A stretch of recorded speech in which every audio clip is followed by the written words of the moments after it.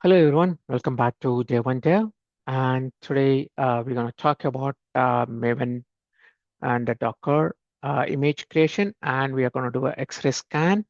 So one big picture on a callout here, you can see here as part of a pipeline, and we're going to talk about this pipeline. Let me trigger the job, and meanwhile we can talk about the project, right?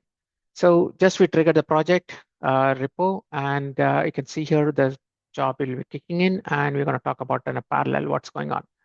So as you know, most of our stuff, we talked about how to create an checkout.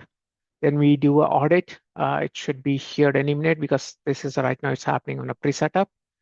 Then you can see a pre-submit. Then it's going to kick in the X-ray audit, which is just kicked in X-ray audit.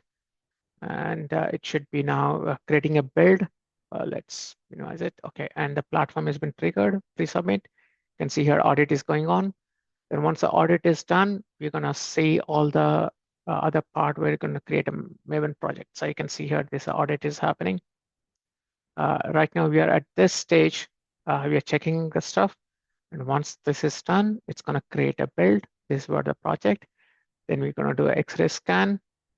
It should be done any minute. It should not take more than an average is about 2 minutes. It takes a process, the audit. Maybe sometimes it depends on the number of jobs you're doing it might take 5 minutes, right? But it's pretty quick if this only job is going on. So, oh, that's good. We are almost done.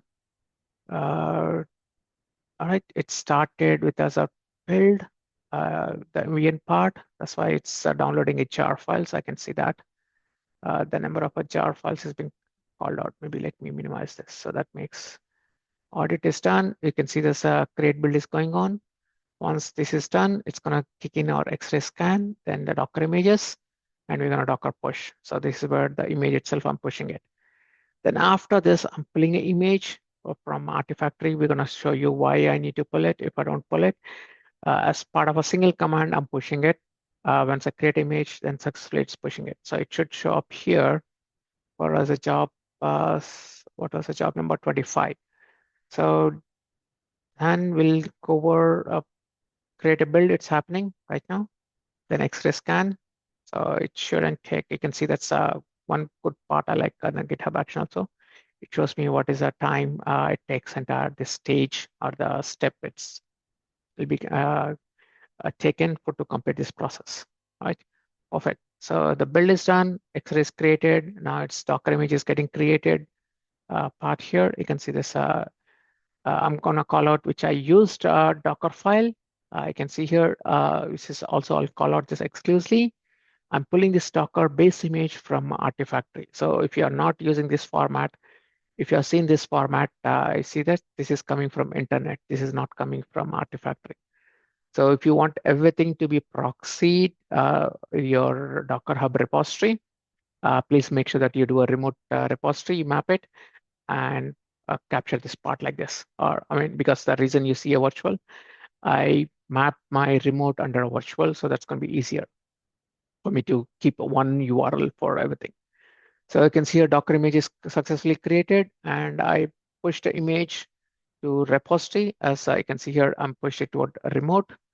This is a pull, and you should see here, this is a pull, and still I'm pulling it different images. Okay, there you go. I pushed my Docker image under DKR 25. Then this is an image you can see here. There's an image and there's a tag. I pulled it. And then we are doing a Docker scan here. It's happening right now. So because it's successfully pushed, the image should be available on our Artifactory. But until we get a build published, you will not see that under a build here, right? So let's build finish. Okay, perfect. We got an X-ray scan. We are done with the build create, Docker build create, and Docker pushed. Perfect. So let's go to, let's refresh our screen. Should be here. There you go. Docker 25. Just want to make sure that this is when we are building it. Yep, image 25. So build number. So you can see here, there's a Docker files has been attested.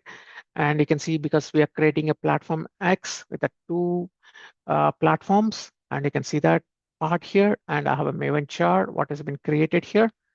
Then perfectly, You can see all the stuff. And finally, just this is a query information. I'm making sure that what are the build information is created. I'm pulling this information just for my review purpose.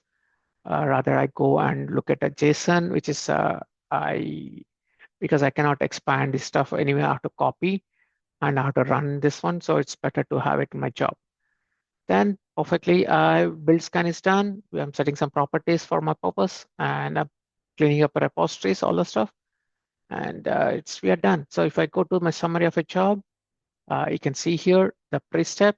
It's been called out, and I published a JFrog. This is a JFrog is doing all the stuff, and you can see here the two projects has been created. You can see here two platforms which I'm using under AMD 64 and ARM 64. That's why you see in two platforms under my Docker BuildX, right? And this has been done using the OCI format, not as an Docker format. When I say OCI, if you are not sure what is OCI is, go ahead and look at the difference between OCI and the Docker format, right?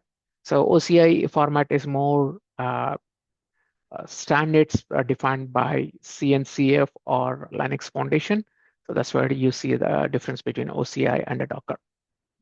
I hope you seen this demo, and I'll see you in the next video. I hope we'll catch up again and with a new pipeline.